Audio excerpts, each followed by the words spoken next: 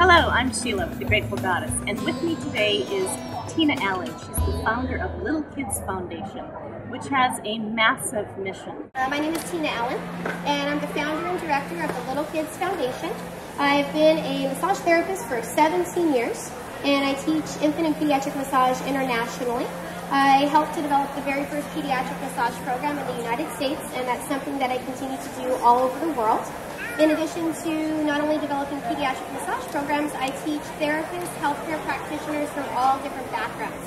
Doctors, nurses, neonatologists, occupational therapists, physical therapists, and families, of course, to work with children, healthy, well, and those with a variety of special healthcare needs. Again, all over the world. One thing that's a little bit different here, and my specialty is working with infant and pediatrics, which is different because a lot of massage therapists work, like you were mentioning, benefits for everybody, working with people of all different ages. But I specialize in this area because I found that a lot of people think kids are untouchable. So I work with kids that are healthy, kids that have special health care needs, babies born prematurely in the neonatal intensive care unit, with autism, cancer, all across the gamut, palliative care, which a lot of people don't even want to think about a child being sick, let alone possibly at the end of life. So I work to not only support practitioners, healthcare providers who wish to work with them, providing them education and training, but also their families, so that they can bond with their healthy kids or provide comfort to a child that is in pain. So all across the gamut.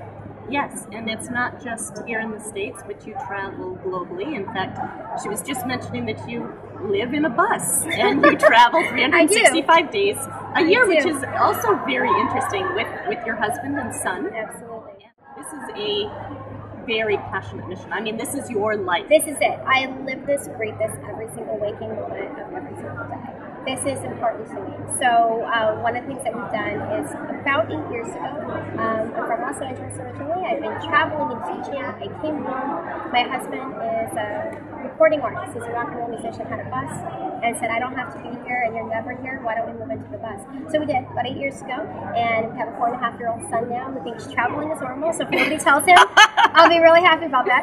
And we do. We travel all over the world. So I teach all over North America, Canada, U.S., and overseas. And we do volunteer work and all kinds of things in Japan and Australia and the UK and Vietnam and all over the world, because there are kids really everywhere that can benefit from this. So I have this, it's kind of an unusual mission, I think, of one person, and I'm trying to get more people involved in this, of this idea of bringing nurturing touch to every single child everywhere. They deserve it from day one. So we're trying to, as a Little Kids Foundation, make that possible.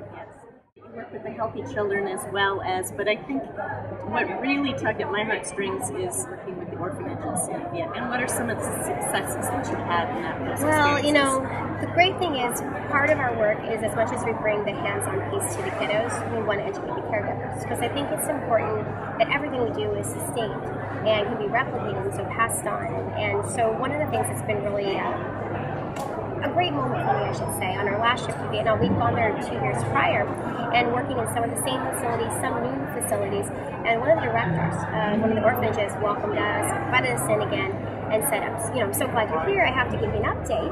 And we always hope, we leave, and we're like, I hope they're doing this, every day. And they tell us they are, you just don't know, you kind of cross your fingers. And she said, when you came 2 years ago, our kids went to hospital 40 times a year. And for an orphanage that has no funding, and it's hard for them to do that, and it's traumatizing for the kids and all of it, she said, we've been using the massage now for the last 2 years.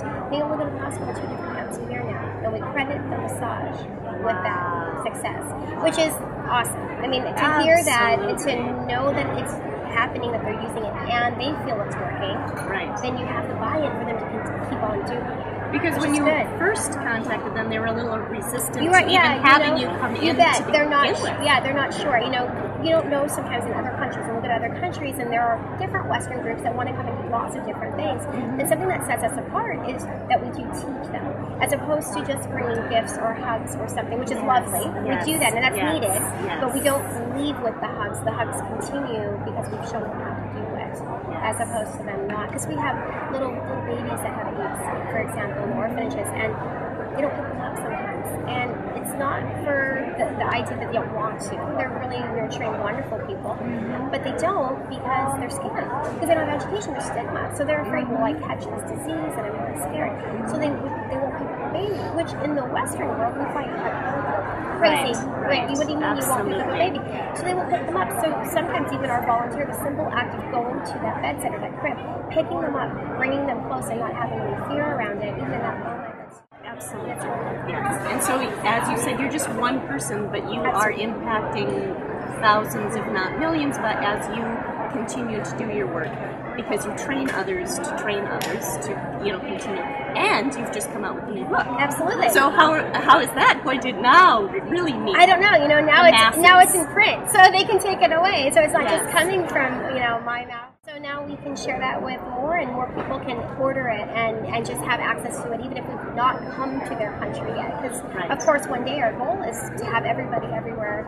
But this is unusual that they've heard of it, that everyone's practicing it, every parent's doing it, every nurse, every doctor, every massage therapist or holistic practitioner has this as part of their practice. Right. So that's a big goal. It will happen one day. Explain the book a little bit more, because I don't want people to think, oh, it's a textbook kind of thing. Yeah, no, that's not who I am. No, I wanted this book to be accessible to healthcare providers and parents and kids. It's the illustrations. They're great, and they go through every technique that we're showing. It's really geared toward healthy kids, but it gives you all of the information, even if you're working with children already, new information. And if you're not, how can I add this to my everyday family life? And how can I use this with my grandkids? And how can I use this as a massage therapist in my practice? So it has all kinds of tools. When to provide massage, when not, what kind of oil, should I use oil? Massage stories, which is one of the things I found with kids. If we find a way to speak with them on their level, we connect with them and they'll be engaged longer. So if you use stories, and you're telling them a story, drawing the pictures and doing the massage, it's a way to do both. It's perfect. And so they love it. They just love it. And so they're fully illustrated, beautiful stories with all of the story text and all of the directions. And so it's real easy to follow, and it'll be something anybody can pick up and use. Because one of the things, that's why I lecture so much on autism spectrum disorders, and it's one of the most interesting things that people say to me is they'll come into my lecture, and a lot of times when it comes across and say, I don't know, I just came to see you because, these kids don't like to be touched, which is totally not true. It's like you or me figuring out the best massage that we prefer, or the kind of the hug we would like, or the type of stroking on our back. It's preferential. So there isn't anything about children on the autism spectrum not liking touch, it's finding the right touch for them.